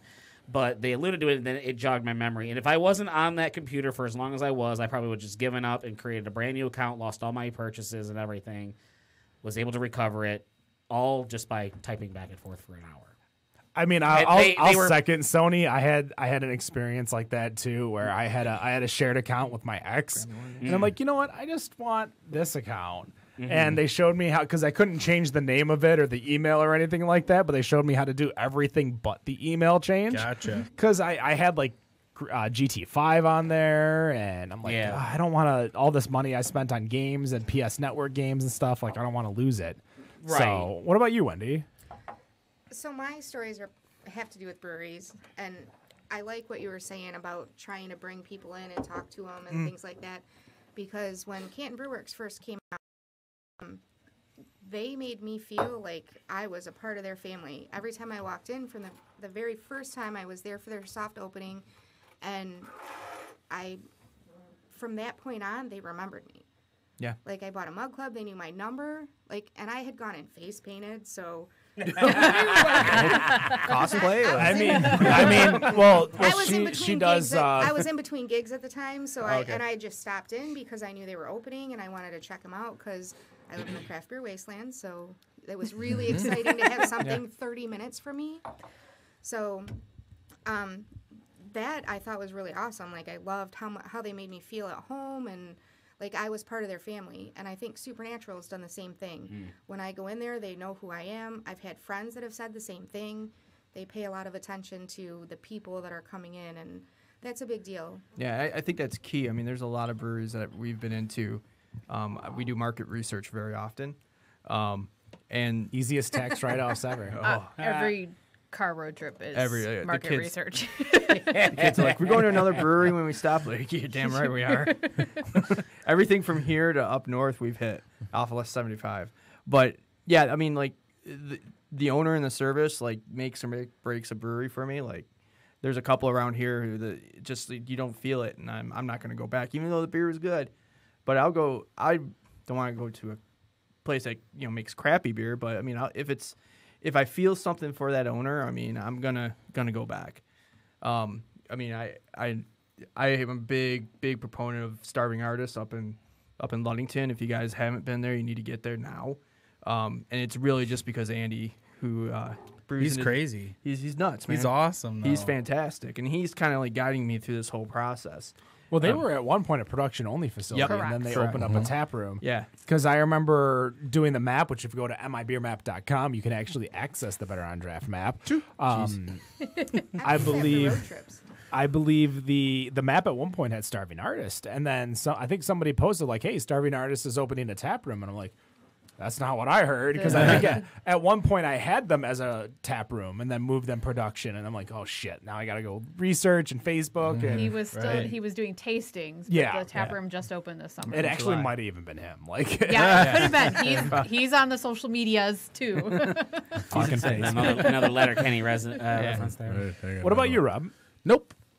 I mean, no, I mean, That was blunt. pretty much. I mean, there's nothing that really stands out there that, you know, is like this upper echelon of like the GOAT of, you know, great customer support, the customer service that I've had. I mean, pretty much the locations that have been really good have been, you know, the places that I do trivia at, because, you know, within the first week is like they're already, you know, welcoming in all of this. But it's like, you know, any other place that I generally go to, it's just kind of, you know, everything just kind of meets the expectations that I would expect for customer service, and there's you know, there's just kind of, it's there or it's not. And sometimes there'll be those days where it's not, where I'm just kind of sitting there for like a good 10 minutes before somebody shows up. Or, you know, there's those other days where, you know, somebody actually greets me when I'm walking in, which is kind of something that, you know, I appreciate. When you have those entertainment style, not bars, but entertainment going on at a bar, karaoke, bar trivia, music trivia, whatever else, like where you have an MC or someone hosting or doing something. I had a friend who used to host a 90s night at Augie's. And Great wings. he would be playing music videos all night, and like, you know, he would MC and be like, oh, you know, and having a lot of fun with it. But you can have a bad person. Like, I've walked into bad trivia, and I'm going to be honest and put it on blast because it's fair to be it, and it's not Sporkle or Quizzo, but it was Zodiac trivia. And I've seen Zodiac KJs, like karaoke hosts, perfectly fine. But like the trivia and the way things go, like they're especially like, you can just have a bad time. Yeah, and it hits the bar too, and that's what sucks. But the thing is that sometimes I've seen, and I mean, it's not really the excuse of the host to do this, but I've seen a host turn because of the lack of service that they've gotten when they walked into a bar. And one of the things that has for the better part of the last 7 years of me hosting trivia is that when I go to a place where I am sub-hosting for someone else, and I walk in and it's, okay, you set up over there. And then I go set up. No one comes over. Hey, do you want any water? Do you want anything to drink? Are you hungry? Do you need a menu? I get nothing for like almost the entire night. And I actually have to physically find somebody to grab someone. Hey, can I get a fucking glass of water? And it makes or you wonder, something? like, does that happen to the Does that host happen to before the you? host behind me? Right. Exactly. It's like the regular host that's here. Did they come in? It's just like, oh, hey, so-and-so, hey, so-and-so. It's like, oh, hey. Then it's just I mean, if you come into Herman's, when I show up and I walk in, it's, hey, Elise, hey, Jen, hey, Jill. Before I even get back to my table, I already have a glass of water sitting there. And I've told them, I was like, this is awesome, but when I'm not here, I would hope that you do this for the other hosts that come in here so that they can feel welcome to be here in case I'm not. And that's what I expect when I walk into these other establishments. Like, I hate to fucking call them out. Great Baraboo. Walked in there, set up for trivia. Nobody knew exactly what to do as far as the setup. They tell me the table, and then I don't get a single person to come over to me and ask for a glass and ask if I want a glass of water for the first 45 minutes I'm in there. I may be working. I'm still a customer because I am probably going to have your beer. I'm probably going to have food. Just because I'm working behind the table, asking questions, playing music, and scoring answers doesn't mean I can't fucking eat at the same damn time. Look at me. I'm a fat motherfucker. I can eat. we figured that out, right? So before we go to Ed, what do we just pour ourselves? Oh, yeah. So this is Hef Smoking Jacket. So it is a Hefeweizen that has smoked malt in it. So you're going to get a little bit of smokiness. I love Hefeweizens. So That is Goldilocks smoke right there. just enough. Just a little. Just enough. Just I'm enough. normally not a fan of smoked, and I love Hefs, so this pairing is Yeah. really good. Thank you. Yeah, so it was a fun beer to brew. The story behind it actually is from a personal experience. So one night I went to MGM and playing craps. Fair and, question, Detroit. Yes. Okay. Yeah. Fair question. Yeah, I just got in my jet and went out to Vegas. Well, I mean, you just said one night we were at MGM. You No, could have yeah, been in Vegas. You could have been in a lot of other cities. Yeah, so MGM Detroit, playing craps, and this guy comes in next to me and he pulls out a marker for $10,000, and I'm like, oh, that's cool. And I look at his finger, and he's got this big championship ring, and it's a Stanley Cup ring. And this guy was, if I had to put a number on him, in his mid to late 50s, I didn't recognize him, but he kept saying his Czech friend's going to come. So his Czech friend was two women that were Slavic of some sort that were probably 30 years younger than him. But so he loses his 10 grand just in like a heartbeat. And he's betting for the whole table. So he's playing world bets for everybody. He's playing pass line bets for everybody. Jeez. Finally, he pulls another marker for 20 grand. He hands the dice over to this girl who had like $14 left. I had like $22 left. Fast forward 3 hours later, we're all up. I cashed out for $5,000. Jeez. The girl cashed out for like $11,000. And this is right before Christmas. Damn. Oh man. So a little twist on that, Hugh Hefner for the Heffenweisen. So same kind of story. It's nice. Fun little beer. What's this one clock in at? 5.2%. It's dangerous. Smooth. Very. This is like this is sessionable. Yeah, no, for sure. Are you Without- gonna have a crowler machine at your place? That is in the works. I mean, I think all breweries should open up with one right away. I know it's about 500 bones. I get it, but it's a little bit more than 500. it depends on which one you buy, right? You get the good one. But It's a little more than that. I'm just saying, like that way I can take my beer out and do So shit with it You can do shit with your beer. while I'm drinking it. Okay. Let me specify. Working on it. Woo!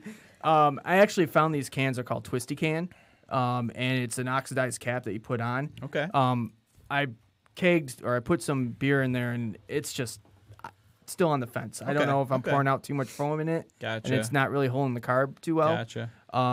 But yeah, the plan is to have something for it to go. Okay. Maybe not immediately. I will not do growlers. Okay. I don't have the space to hold the growlers. Sure. But crowlers, Crowlers, they're a little still. smaller. They're a little smaller. They stack way easier than Right, a and goddamn I guess the bottle. other thing too is like you go into these breweries and they have like howlers, growlers, the little like milk carton, like milk glass things. It's like, how much shit are you buying? You know what I mean? You got to buy all that up front. Look, I'm and coming then out. hope it fills up. I'm coming out with used glasses. So well, not used. I but- saw the Sam Adams on. So I mean, yeah, right. So my bottles are all like repurposed. But no, I'm gonna repurpose like all my friends have like all the beer glasses that we bought over time. Those are gonna probably be starter glasses. So Hold on. Oh, go on. Can we go back to the MGM story? Yeah. Because you left out a very important part. More than likely. Who? I'd never found out. Oh. So I asked him because, he's next to me and it's on his left finger, and I'm like not gonna gawk his finger because it's just weird. Well, I mean, that's the They're fucking not point of those on- rings. Right. Like, Right. It's So- not like you're gonna miss There's it. it for a reason. Right. Yeah. Well, my dumb ass is like, hey, is that a championship ring? He's like, yeah. I go, what sport? And he's clearly Canadian, like just like fresh off the farm looking guy, and he's like, it's Stanley Cup. I'm like, oh, cool. And he didn't want to like converse about it. Like I expected, like 76. I played for the Philadelphia Flyers. Blah blah blah. No big Nothing. deal. Right. No Nothing. big deal. So it's like, well, he's taking out these markers for 30 grand. I mean, here's my $100 buy-in. So I didn't. You're benefiting from him, right. So. Well, and at one point, I'm still betting like I normally do because I'm actually kind of a conservative bettor. When I gamble. So like if you know anything about craps, like you have a minimum bet that you can put out. If it's a $10 table, it's a $10 bet. Yep. And I'm still putting these little $10 bets. This guy next to me is like, this is all free money, dude. What the hell are you doing? Like, just max it up. I'm like, but I'm up $4,000 because you could be up $8,000. I'm like, you're right. All right, sorry. All right, 2 questions. Jen, are you aware of all of his gambling habits after hearing up? Now that you are? Okay. They're not all right. habits. It's strategy. Okay, his gambling strategy. yes.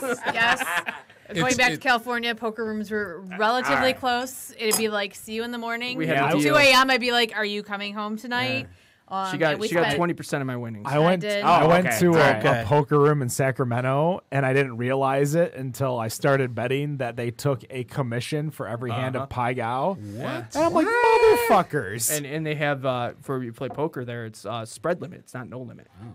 So it's Spread limit. it's a $200 table. So the max bet is $200. Okay. But if you bet 200, I can go up to 200. So Okay. but All right. So then the second question is: we talked about space inside, inside the facility. How Yeah. big is the brewery? You guys are in you mentioned strip mall. yeah, How big? So, How big is Loaded? we Dice? have 1,850 square feet inside. What I'm paying is 2,100. That's but- double your first house, though. It is. totally. We get 2 of my houses in there. The brew house is going to be about 700 square feet. The rest is going to be open space. We're going to have a little casual, kind of urban rusty type feel in the back there or on the side, Nice, to where we have couches. There'll be a turntable with whatever random Goodwill vinyl I can find. So I got some vinyl. I'll throw it your way. awesome.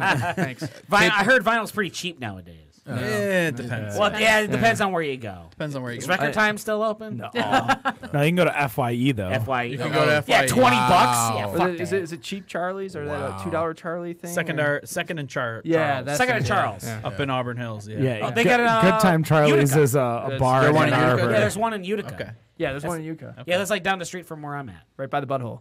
Yeah. The butthole. the golden butthole. All right, we are going to take our second break. We're going to come back. We're going to finish up the rest of these Loaded Dice beers, the rest of the Tavor beers.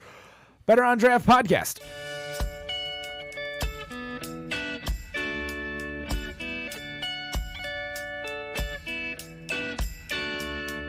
Mama, please don't make me go. Yeah, I don't wanna go so far from home. Yeah, it's got me riding that wave. I got my money where my mind is, and I like it that way. Ha!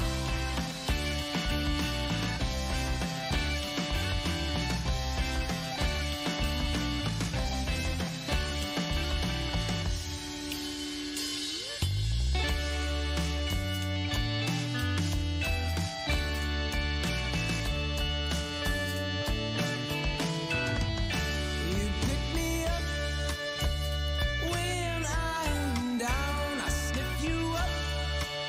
It takes me all around. You pick me up when my feelings are down. I sniff you up.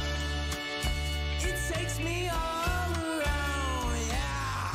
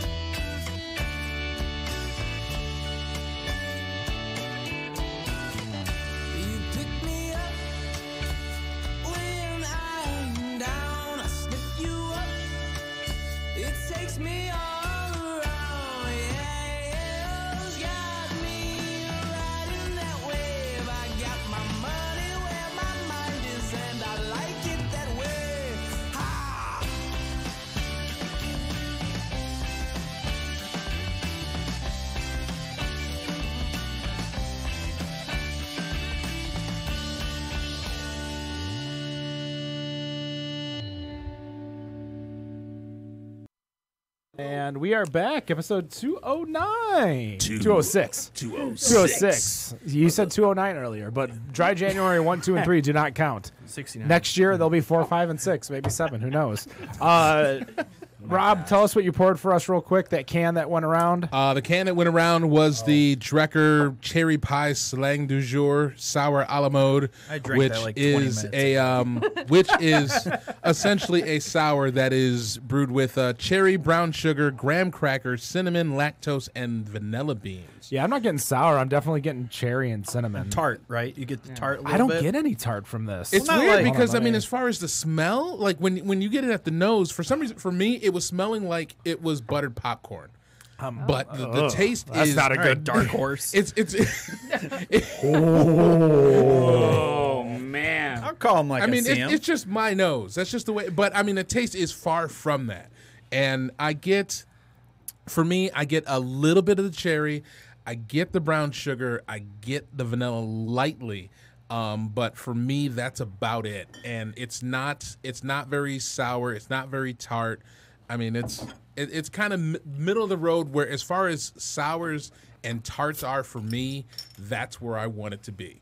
So I think I'm good with this one. I like it. So before we went to break, we cut it off before Ed could tell us a great customer service story. Pretty good. right, because we broke and then yeah. So I'd say my customer service story would be Craft Beer Cellar out of Grand Rapids. Every single time I walk into that place, it's hey, how are you? You know, that type of thing, and they always have good selection and stuff like that. They're always asking, and they have the little bar in the back type of thing, kind of like 8 Degrees does over in Cass Corridor. So I feel like it's got my business. Every time I roll through Grand Rapids, I'm always stopping at Craft Beer Cellar. 8 So- Degrees is the shit. It is. But if you're on the west side of the state, they don't have that except for Craft Beer Cellar. So that's True. where I'm going for that True. for that experience. You Yeah. know what I Oh, mean?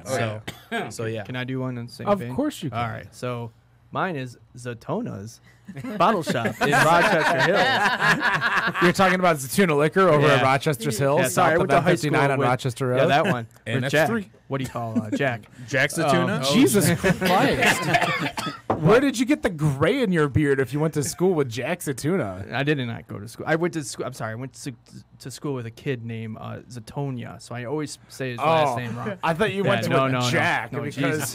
That would be my liver's bad Yeah. now. It probably would be way worse. didn't know about alopecia as a younger adult and just assumed and definitely did some illegal things involving a young Jack Zatuna. No, so Jack's place is cool because like you go in thinking you're gonna buy a 6-pack and you walk out $300 later and like eight things of bourbon and 4 cigars and wife devouring me and stuff like that. So. A bag of chips. Too. Right. Why not? You know, $4 Better Maids. It's great. I love Jack.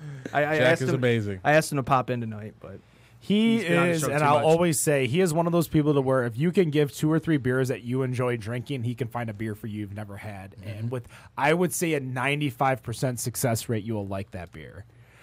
He knows his stuff. He's great. Obviously, he's been on the show plenty of times. right.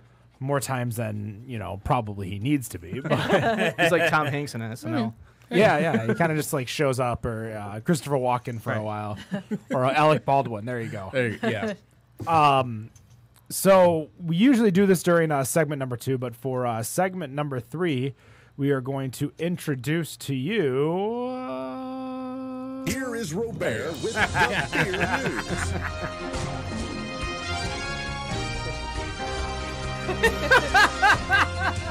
This by far is the most interesting part of the show to me. Now, if you guys, This is the best part of the show. Now, you guys can I watch said us most interesting. youtube.com/betterondraft, facebook.com/betterondraft. You can see the video of Rob miming him going up a Climbing a building. rope. Climbing a rope. I'll just I pull him. feel sorry for that it imaginary was rope. Tug of war. It was like the old Batman, where just like they're basically just like Batman and Robin are like climbing a rope in a building, But first, there's a little bit of a debate that we have to clear up because in the comments, shout out to my wife Dina, I love you.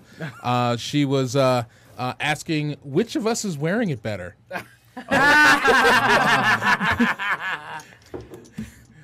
So Ken was wearing it earlier. I just want to point out too. Ken was wearing it earlier. And I don't know, man. But I say mine's in the wash right now. So. I have 2, by the way. Ooh. I bought another one off Matt. So I do have 2. Shout out to Matt to my beer box for the most comfortable hoodies in Most all the land. comfortable. It gets really warm in here, so I always it's take it off I can prior. leave if it's a problem. Oh, Jesus. I said warm, not hot. Wow. I mean, just the heightened, yeah. temperature. Okay, you're married. Just stop. So are you. Yeah, I didn't start. It's getting interesting over there on that side of the table. What kind of animals do you have? Because I see some white hairs on it. Some Oh, stray hairs. that's Bato. That's my cat. Okay. So one of two. 2 cats, 2 dogs. I mean, we keep a busy house. Yeah, you do. Yeah, damn right. Two stray animals, 3 foster kids. I mean, I got nothing, get man. I busy got a house. dog and a wife. our house is amazing. And so nice granite marble. I did, countertops yeah. there. Good old home improvement with that new Yeah, house. there you go. Ken's got a new house. I got a new house. Nick's gonna have a new house. Do you have a new Eventually. house? I mean, as of 3 years ago, Okay, you don't have a new house. 4 years ago. Ed was too busy talking over my Tim Allen impression, and I'm like, Yeah, I heard it. yeah, that can just stay back. in Rob, the give us vault. some news. All right, yeah, keep that shit in the vault. All right, so it is officially time to kind of squeeze out the little guy in the beer retail world as national retailer Total Wine and More is planning to open its first Michigan superstore in Cascade Township, which is just going to be just outside of Grand Rapids. The store plans to open. Basically, the facility is going to be a little over 34,000 square feet of space, which is going to add to their, I think this would be, if they don't add any other locations, this would be their 206th location nationwide. Now, for those who've never been to a Total Wine shop, typical retail locations carry more than about 8,000 wines, and about 2,500 craft and imported beers, and 3,000 spirits. They're also seeking state approval to purchase a specialty designated distributor license to sell packaged liquor for off-premise consumption, as well as approval from the MCC to sell beer and wine and offer Sunday sales and beer and wine tastings. There does appear to be a little bit of worry that is coming from this news with this location coming into the state. Most particularly what I found out was that with Total Wine, they are in the midst of a case which I believe was did not go in their favor in the U.S. Circuit Court and is now going to the Supreme Court, in which they are trying to get rid of the state minimum pricing in Connecticut. If they do eventually get that, then it does sound like it's going to be possible that they're going to be looking at whatever state that they're in, and they're going to be looking at pushing out, say, our Michigan state minimum pricing for liquor and beer, which clearly is going to affect us if that's gone. So, I mean, it feels like, as some of the comments, and shout out to Ashley over at Holiday, because this is where I found this post, is that it basically to me is sounding like the Walmart of beer is here. What are we going to do about it? What can we do about it? Shop there. I don't want to shop there, much less the fact that the place is all the way out in Grand Rapids. I'm not going out. But I totally love Total Wine.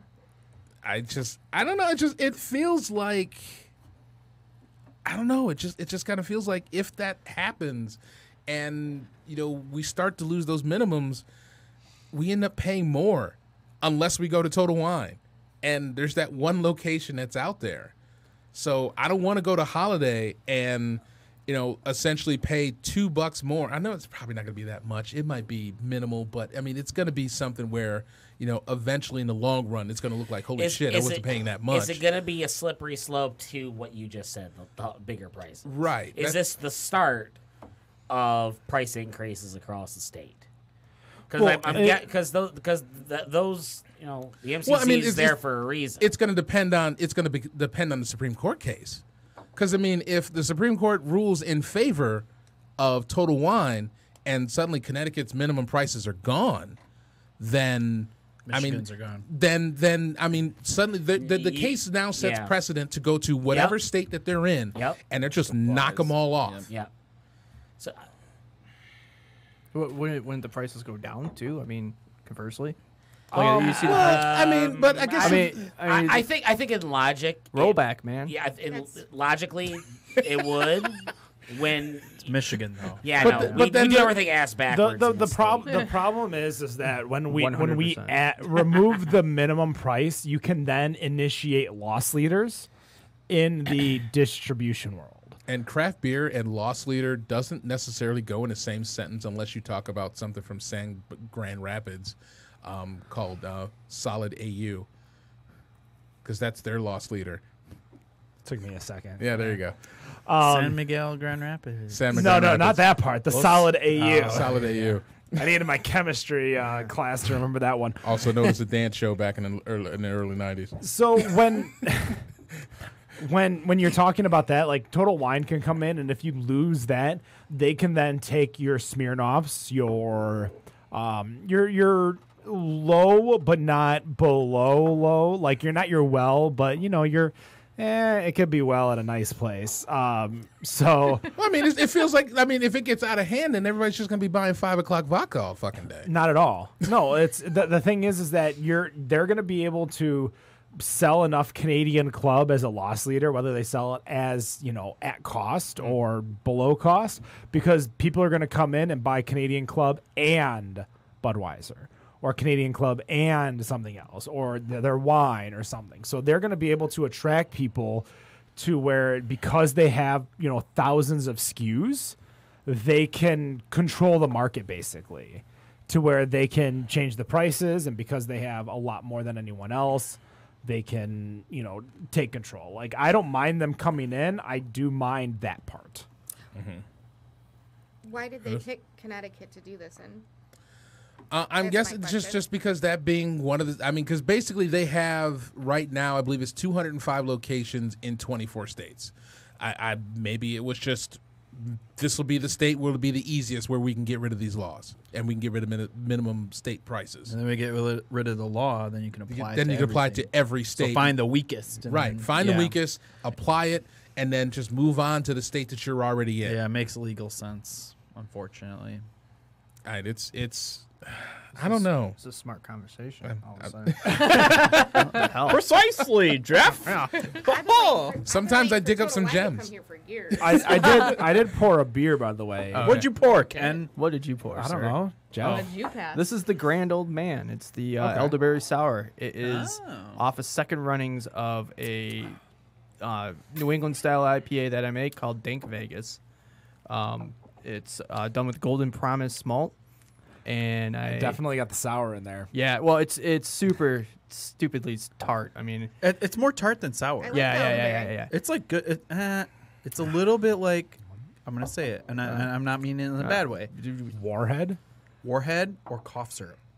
But like the cough syrup I wanted to take when I was a kid, not the shitty Robitussin. Right. No tussin, man. What the fuck's wrong with that tussin? Get that tussin down? No, like I said, this is good though. Yeah, I intentionally dropped that pH down. Normally, when you do a sour, the pH goal is like 3.2, somewhere in that area. This is 2.6. Okay. Like, this is just stupidly low.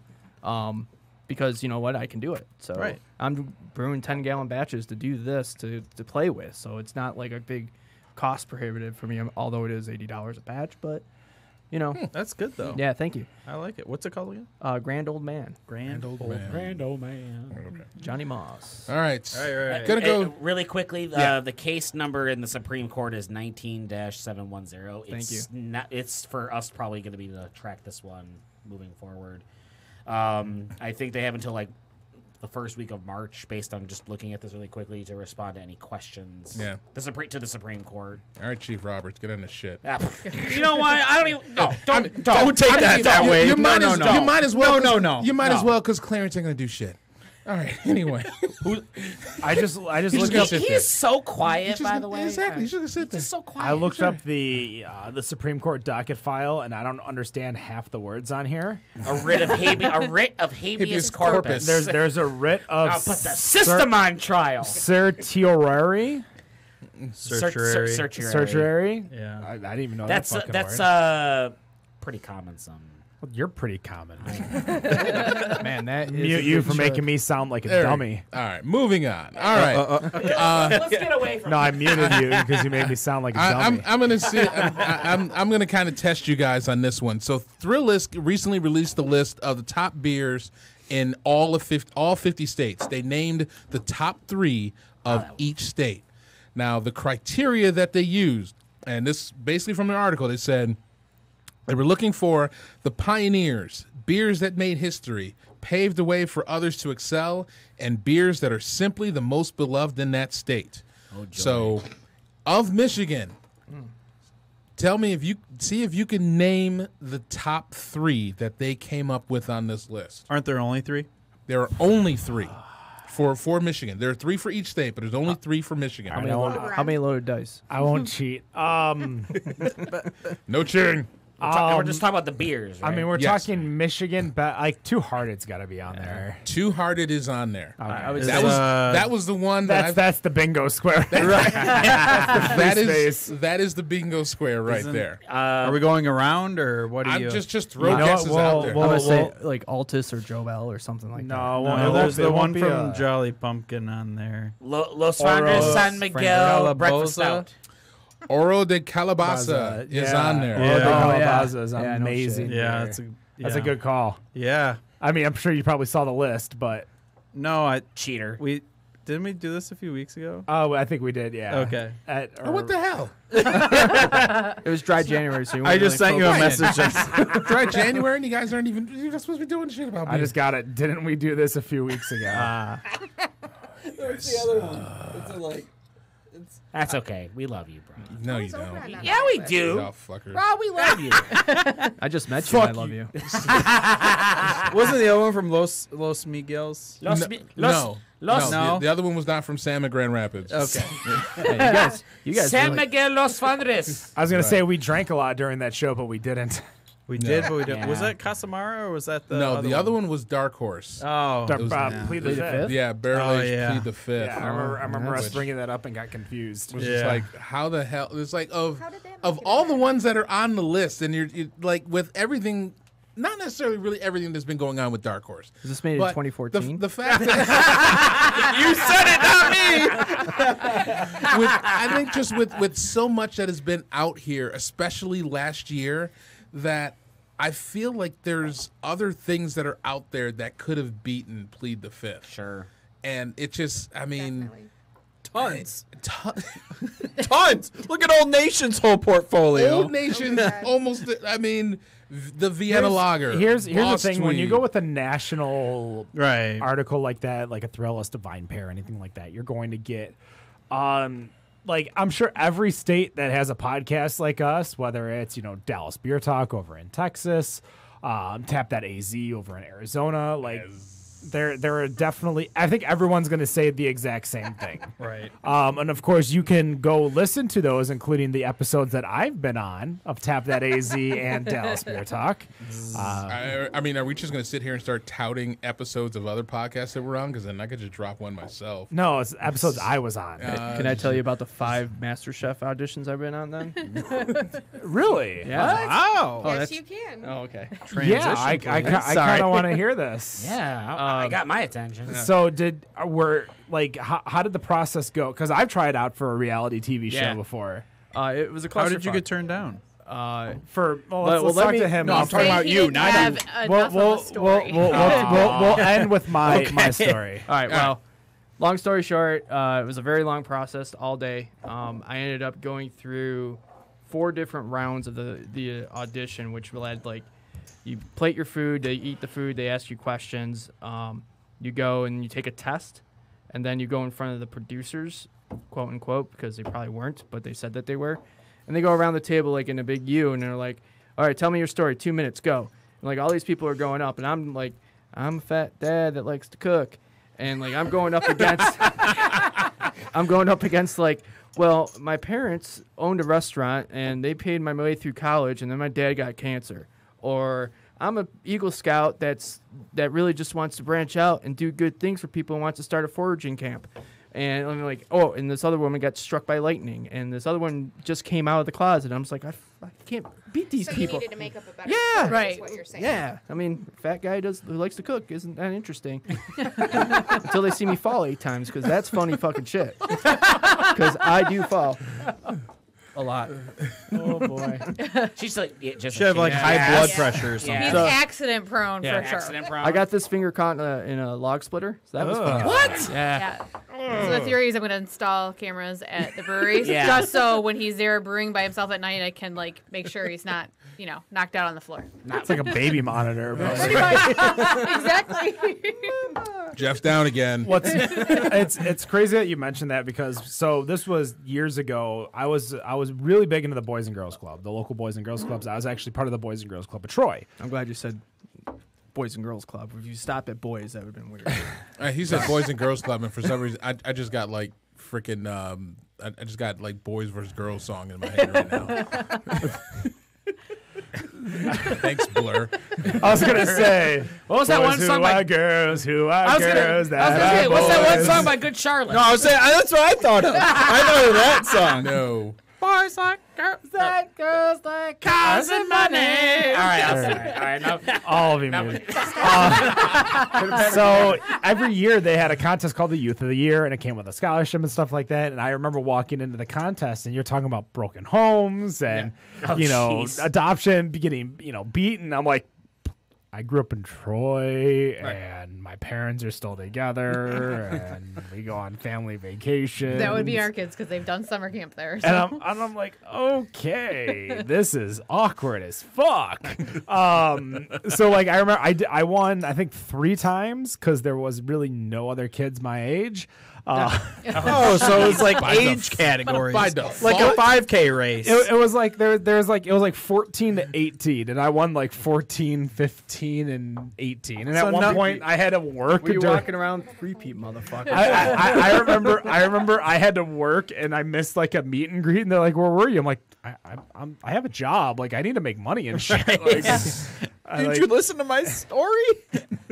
So, but before we get all the socials and stuff, I'll tell you real quick. So I did try out for a TV show. I actually went to Chicago. It was on Sci-Fi. It was called, what was it called? Reality Gamer. It was, I was about to say True Life, I'm a Gamer, but that's an MTV show. MTV. A Gamer's Life was the documentary I was in. So this was Ultimate Gamer, Gamer? WCG Ultimate Gamer. Yeah. So you get in, and there was about probably 250 people there, and you came in in droves of like 10.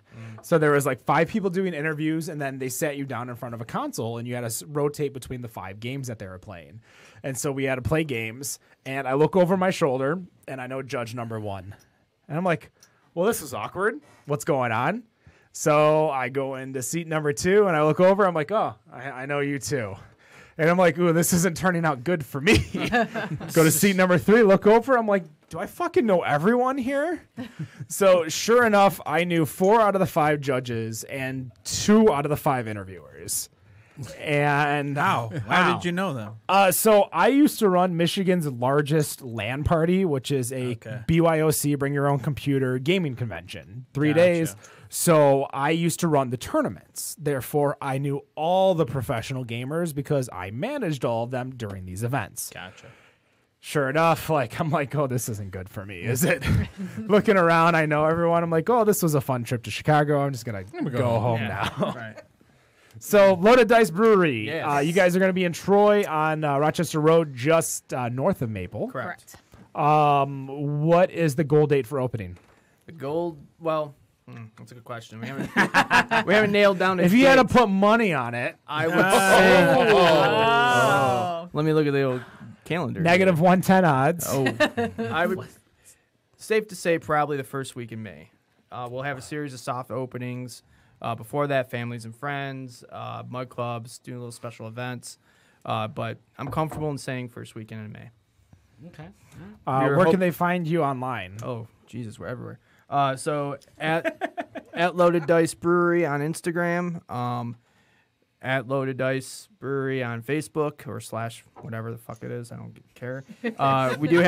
We have a Twitter feed that my millennial or sub-millennial. What's the 24-year-old age? What's that? Gen Z. Gen Z. That's Gen Z. He runs my Twitter. 96 is Gen Z. Yeah, so he runs a Twitter, which I think is just Loaded Dice Brew. Or Zoomers. Zoomers. I asked him to just totally troll what's it? Gravel Capital? No. Granite Oh. City. Granite City. Granite Granite City. City. Sorry. No, not I got- not Gravel Capital. No, No, not those good, guys. Good. Those Sorry, guys are no, good. those guys are cool. I get them mixed up, and plus I've had like 8 beers, so. Yeah. So website. Nice another is- Letterkenny reference. 8 beers. Yeah. Thank you. I binged watched the shit out of that show. Like it's so fresh in my head because like I've watched the six seasons in like 3 days. I was gonna say it's 8 now. Yeah, I know, right? Jeez. Stupid. Love it. But yeah, follow along on Oh. any of the social media, Let the and brains we'll talk. keep updated as far as open date because you know how construction goes, and it's never Yeah. goes as planned. We And did break delays ground along the today way. for plumbing, so. Yep. All right. Well, we'll definitely check up on you probably after you open. We might have you back on to Absolutely. kind of give us a little recap. Obviously, we will when you'll reach out to us to tell us when you're opening actually, so that we can promote it on our website. That's That's awesome. going to do it for us. Better on Draft Podcast 206 in the books. Thank you so much for coming, Loaded Dice Brewery. Thank you. Thank you Thanks for for our having me. sponsors, Tavor, the Ferndale Set, Michigan Beer Box, North Center Brewing, Zatuna Liquor. I think that's everyone now. That's good. For now, yeah. For now. That's going to do it. Better on Draft. You can find us on Facebook, Better on Draft, Twitter, Better on Draft, Instagram, Better on Draft, on Untapped Bod Podcast, BODPODCAST. Find out all the beers we're drinking. And no matter what you think of your beer, we think it's